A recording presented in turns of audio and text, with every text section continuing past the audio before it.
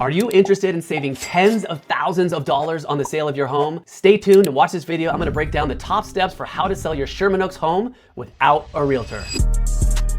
I'm Alan Taylor, a top producing realtor in Sherman Oaks. And in this video, I'm breaking down the step-by-step process for how to sell your home without a realtor in Sherman Oaks. And I'm gonna share my top tips, everything you need to know for a successful for sale by owner. Stick around because number 6 alone can save you thousands. Okay guys, number 1, understanding the purchase agreement. This is where most DIY sellers get it wrong and cost themselves thousands and thousands of dollars over failed escrows because they just don't understand how the contract works. I'm a top producing real estate agent. I have got 10,000 hours reading and studying the contract. Now, I'm not trying to overwhelm you. It is complex, but once you give it a really good read through, if you're very studious, it is possible. But read through it 3 or 4 times, talk to people, go online. You really need to understand it. There's obviously common sense parts of the agreement, such as the price, the deposit amount. You got to know what the right deposit amount is that is customary so that people go along with the process. Then you've got the down payment. You've got the length of the escrow, obviously, and you've got contingencies such as the physical inspection contingency, informational access. You've got a loan contingency. You have appraisal contingency. The way the California Association of Realtors purchase agreement is written is in favor of the buyer. That is simply how it works. California is a free look state and the buyer is protected. The buyer can buy your house, promise you the sun, the moon, and the stars, I'm gonna pay you all this money for the house, blah, blah, blah, and then not perform and walk away almost at any time until they've released all buyer contingencies and get their money back. And I can assure you, how you run the purchase agreement, how you keep communication going with the other side, all of the outreach you do to make sure the buyer is performing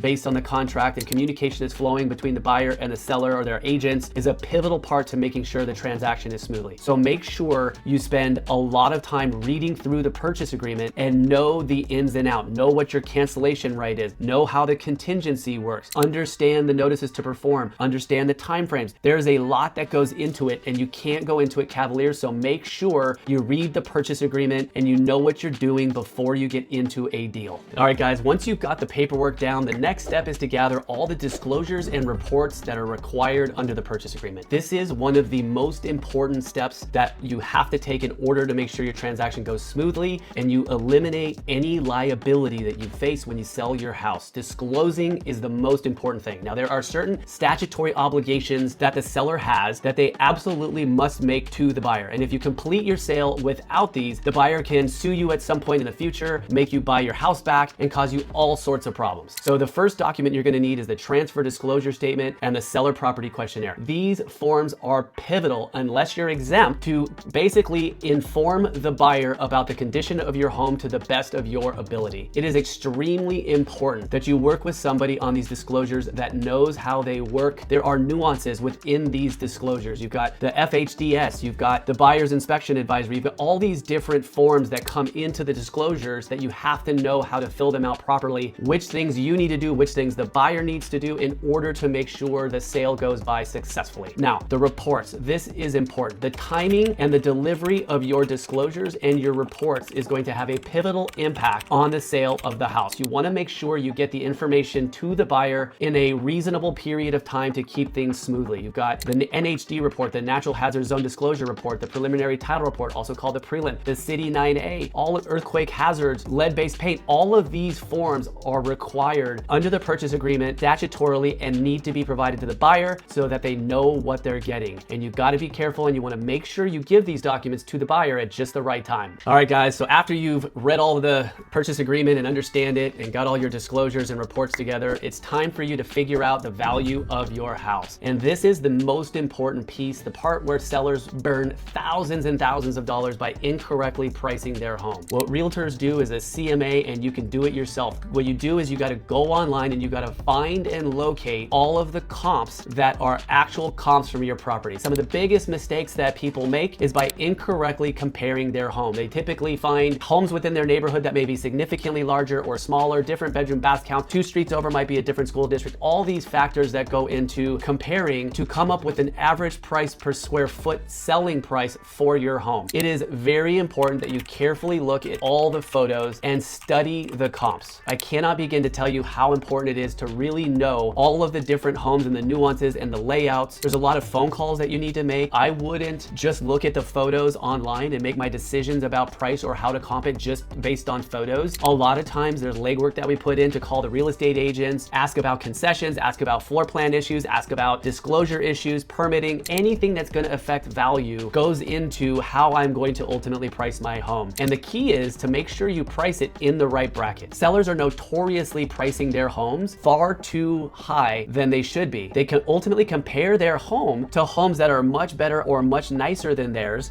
and wonder why their home isn't selling. In any market, your ability to price your home right at the sweet spot can have a massive impact on the final sale price of your house. Price it too high and the home sits, and then you have to make a price reduction and the people want to know what's wrong with it. Price it just right, and you've got multiple buyers interested in the home, and once they're interested in it, they will compete. So doing a comparative market analysis and getting that right is one of the most crucial parts of selling your home by yourself. You cannot just pick a price. You got to really dive into the weeds, do the research, study the photos, and really make sure you've got that CMA nailed. All right, so you completed your comparative market analysis and you're ready for the next step, and that is how to craft a compelling story for your home. Guys, selling a home is about crafting a narrative, getting people excited, telling the story about your home. We work with professional copywriters and have 20 years of experience writing copy for a listing. Now, it's not rocket science. This is something that you can easily do or even hire a professional to do for you, but writing and crafting a compelling story about your home is going to have a positive impact on people's interest. The most important thing, of course, the number one marketing thing that you can do for the sale of your home is the price. But outside of that, you got to craft a compelling story. What's it like to live in the home? What's it like to have family gatherings? How does the house entertain? How does the home flow between room to room? Where are the bedrooms laid out? How is this house going to work with the future buyer? Crafting a great message and a story about your home is a key piece to the puzzle in having a successful for sale by owner. All right, guys, in the intro, I had said, make sure you stay to watch number 6 because that's the biggest place where people lose money, but it's actually number 5. So that's preparing your home for sale. Guys, the number one thing besides price, we talked about marketing, that helps you get the most amount of money for your home is the way it looks and feels when people come to the house. People pay for how they feel. When they come into the home, they want to feel themselves living in a house, moving into it, and having it work for them. And I can't tell you how many times people come to us and say, I want to sell my house, and they don't want to do any work to the house. They're living in the house and they've got too much stuff in the house and they try to sell it for their price. I cannot stress it enough how important it is to make each room look its absolute best. Make the right decisions. Spend money in the right places. If you spend money on things that buyers aren't going to care about, you're going to wind up spending unnecessary money. Hire a designer, work with somebody that really knows what they're doing and is capable or has the experience and the knowledge and the know-how to know what sells, right? Do I have to paint or not? Should I change this floor? What little tips, tricks, and tweaks can you do to your house to make it sell for more? Now, I've been doing this for 20 years and I've sold hundreds of houses. I've been involved in thousands of deals. I've seen thousands of homes. I know, we know what sells and what doesn't. So it's critical that you get with the right people to make sure that your house looks as very best it can for the buyer, because that's what's going to put the most amount of money in your pocket. All right, guys, you've done all the other legwork, studied the contract, got the disclosures and reports, figured out the price, got your home ready for sale. Now it's time to do the marketing. The marketing can play a huge impact on the way buyers perceive or see your home online. Think about dating. When you go online and you're on a dating app, you quickly scroll through the photos. If the first photo you see doesn't do it for you, boom, you're on to the next. High quality day and night photos, professional videography, shorts and reels, all of this media that we get or that you can get for your house can play a huge part of how people get excited about it. So nighttime photos bring luminescence to the windows. It creates an interesting look online. So if I were you guys and you're doing it for sale by owner, definitely do a night shot. The night shot lead a really good curb appeal of the house, like at that twilight hour with the lights kicking. That's the photo that stands out. A lot of real estate agents or home sellers or FSBO sellers, they try to save money and they just do basic photos, maybe with an iPhone, or they just do regular daytime photos and their photographer's not that good. You have to find a really good architectural photographer that knows what he's doing, lighting and get really good nighttime and daytime shots, because that's what's going to create the pop. That is what's going to get people to go, wow, this house looks interesting. They'll stick, and then they'll scroll and look through all the photos. They'll start reading the write-up, and it's going to increase the chances that they are going to want to see your house. Next, professional video in YouTube. If I were selling my house today on my own, I would 100% hire a professional videographer to make a professional video with a story to help sell my house. Really good walkthrough video that is fun and entertaining and gets people engaged is what goes viral. Now, you can get 5, 6, 7,000 videos on a YouTube channel. If you haven't done YouTube before, it's going to be really hard for you to create a really good YouTube video that's going to go viral, but you can still try. But anyways, a really good video that goes out on YouTube, that gets seen, that has the right kind of optimized SEO text and SEO keywords in it, is going to be picked up on Google and seen by the target buyer for the house. So that is very, very important. And then next we have Reels and Shorts. So YouTube's actual horizontal, Shorts and Reels are vertical, right? Now we want to create interesting and just the right cuts of certain rooms in the house that kind of share the story or help people feel the vision of the space. And it's very important that you get these cuts right, because when you deploy them on Instagram and on Shorts on YouTube or Facebook or whatever, it has to look a certain way. Then you have to get them professionally edited, because you want to make sure it's got certain details in there like open house, or perhaps you want to say something about the room. So working like a production team that's going to help make your Reels and Shorts really good and high quality is going to have a positive effect on how people engage with your property, and it's going to speed up the amount of people that want to come see your house and how soon they want to come see it. So getting really good media, day and nighttime photos, YouTube video, walkthrough videos, Shorts, Reels, different cuts, all that stuff is very, very important and pivotal in making sure your home is marketed right so that you get the most amount of buyers to your door. All right, guys, you've got all your multimedia set up and you're ready to go, and now it's time to launch your listing. Now, the important part here is to launch your listing and make sure you get as much exposure as possible. Now, obviously, if you're gonna go with a real estate agent, they have an MLS membership where they get to syndicate through the MLS, right? So just one of the powers of working with a real estate agent, of course, is they get to put it in the MLS, and then from there, it syndicates to Zillow, Trulia, Realtor.com, Redfin, and all different real estate websites all over the world that have an IDX fee. So if you're not gonna go that route and you're gonna do it for sale by owner, you really need to make sure you spend the time trying to get your home on as many real estate websites as possible. Now, what you can do is you can contact them directly. I do believe Zillow has a for sale by owner option, but as far as some of the other main portals like Trulia, Realtor.com, I'm not sure if you can go direct to them. And I don't think you can do homes.com. I'm not entirely sure, but as you can imagine, people are looking online and finding homes for sale. So if your home is not seen on all the major portals, it's gonna have a significantly negative impact on the amount of people that are coming to see your house. So it is crucial to get it out there, okay? So maybe you call the MLS and you find out, hey, can I just be a member for a little while? Most of them require licenses. Not exactly sure how that works, but all I can tell you is that you have to get the home syndicated to as many real estate websites as possible. Now, the real estate agents, those guys, we see the listings directly from MLS feed, okay? So basically, because I'm a member, I'm literally just checking my email every day because the MLS spits and sends me a feed of all the new listings that are coming out. So you have to figure out a way to get your listing in front of the realtors. There's two ways that you're gonna get people to see your house. One is by getting it on the portal so that the consumers who are looking on their own see it and wanna come and see it. And the other one is to get real estate agents excited. So you could go online and you can like scrub real estate agents' websites, figure out who the top 10 or 25 real estate agents are, you know, scrub all their websites, get all their emails and manually email each one of them and invite them to check out your listing or perhaps show it to a client. But getting your listing out there is key. You got marketing online, you've got social media, you've got YouTube, you've got e-blast, you've got getting it on the portals, you've got getting it to the real estate agents, and then you can do digital ads. We're probably not gonna get into this, but there's a whole nother digital world. There's digital ad companies that you can go to make sure they're getting on the Wall Street Journals and Architectural Digest, all these different ways to make sure that your home is being seen online. Rob Report. If they're gonna go to these websites, and you can do a lot of this through Google yourself, there's a whole back end and you can train yourself how to do it. You can get your home marketed and featured digitally through Google and then do a remarketing, targeting to make sure people keep coming back and keep coming. Probably gonna take you a few hours to figure it out, but it can be done. It is crucial to make sure your home gets marketed properly. So you finally got your house out there, you've gotten it ready, you've got the disclosures, you've got the reports, you've gotten your house ready for sale, and it's now being marketed. You got your media, you're ready to go, and you're getting out there. Now people are gonna call you up and say, hey, I really like what I saw, I wanna come and see it. Qualifying and vetting buyers to make sure that they are real is part of the process. What we recommend you do as a homeowner trying to sell your home is ask the buyer for their qualifications. Ask them if they're pre-approved and ready to go. What we try to do on behalf of our clients is limit the amount of showings to buyers that are motivated and interested and ready to buy. There's plenty of people whose favorite pastime is to go out there and look at real real estate, or they think they want to look at real estate before they've gotten themselves approved. Maybe they need to sell their house before they buy yours. A lot of times these people, they don't really know this. They just think they're fine. They don't really know how the loan programs work. They just get up one morning and go, I want to move, and they go and look. And they call us, the agents, or they call the homeowners and they say, I want to see your house. The homeowner scrambles, gets the house ready, and then the buyer just completely disappears, never calls you back, and you're wondering, geez, this is a pain in the ass. I had to do all this work to get the house ready. And like, so you can see how qualifying and vetting out the buyers is very important. Now there's other things that you can do. There's websites called Forewarned where you can plug in the buyer's name and do a background check. I mean, there's all sorts of stuff that you can do to qualify buyers and make sure that they are physically capable and ready to buy. Another option, of course, is the open house. When you do an open house, and we highly advocate it when your home first comes out, you really want to make sure you put out the right kind of ads to make sure people know about it. You want to put out sandwich signs, you want to put out signs in the neighborhood, and you want to get as many people into your house as possible, even if they're not really ready to buy, because the people that are ready to buy see and feel the demand. Now, who doesn't want to put their house on the market, buy owner, and just have that magic phone call, and boom, somebody comes in and writes the offer, and it's simple and it's done? Of course you do. Of course we do. But the simple fact is, you've got to get people into your house. You need to over market the house to everybody, and then weed through those people that are not qualified or not ready, and narrow it down to people that are, and put them in the house at the same time. And if you can do that, you're going to make people feel like this house is desirable. Key in the selling process. All right, guys. So by now you've got to be feeling like a real estate agent doing all this stuff that we described. So if you're lucky enough, you're ultimately going to wind up getting an offer. Okay. And hopefully you get more than one offer. And what you say to these people and their agents and how you manage their expectations is going to be critical. Okay. I'll give you an example. Timing and how you show your house is also important, right? In a perfect world, you get 2 or 3 offers together at one time instead of just getting a showing on a Monday. Maybe they write an offer and they write a really good one, and you're like making them wait too long for the next offer to come in, and then they get pissed off and they leave. I mean, like, how you time the rollout of your listing, how you bunch together showings, and how you try to get everybody together at one time is an art form and part of the process of having the most successful sale possible. All right, so now you've got a purchase agreement, and you're going to need to review it and understand all of its terms and counter the buyer properly. So the buyer's agent is going to supply you with a residential purchase agreement. You're going to need to have access to the California Association of Realtors counteroffer forms, okay? And so what you're going to need to do is know and understand which items of the purchase agreement need to be countered and which don't. This is a very important part of the purchase agreement. A lot of times sellers get confused and they feel like they need the purchase agreement rewritten when they don't actually. You can just use the counteroffer form and cover the key terms in the agreement and make sure 100% sure the writing is clear. Real estate agents, believe it or not, are acting as attorneys on behalf of their clients. In 45 or 6 of the other states in the United States, they're called wet states, and the real estate agents do the marketing and the facilitating the sale, but the attorneys come in and do the paperwork. Not here in California, your realtor does it. And we've got hundreds and hundreds, if not thousands of hours of writing contract language to make sure that the terms are very, very clear. It's very, very important. All right, so make sure you get the negotiations of the offers right, you get the timing right, you set the expectations right, you deliver the terms, and you get the language on the agreements just right.